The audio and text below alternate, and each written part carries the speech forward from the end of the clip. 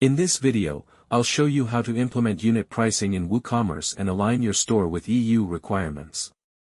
If you sell products in the European Union, displaying price per unit is often required for products sold by weight or volume.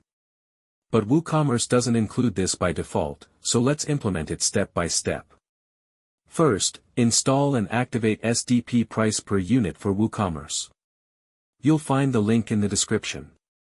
After activation, you'll see a notice with a button that takes you directly to the plugin settings.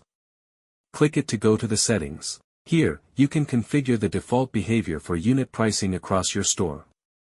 You can choose where the unit price is displayed. On product pages, on archive pages, on both, or disabled by default.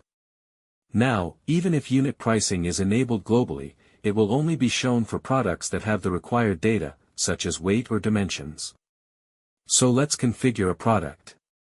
I'll open a simple product. Here, you can override the global settings and define specific unit pricing for this product. For example, we'll use weight. I'll set the product weight, and save the changes. Now let's check the product page.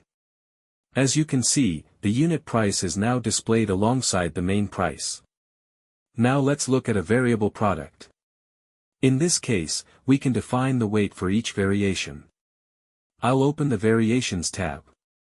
And set a different weight for each one. Save the changes, and now on the product page. When selecting a variation, the unit price updates automatically. This ensures accuracy and consistency across your store. By setting unit pricing at product or variation level, you help customers compare products more easily, and align your store with EU requirements at the same time. That's how you can implement unit pricing in WooCommerce using SDP price per unit for WooCommerce.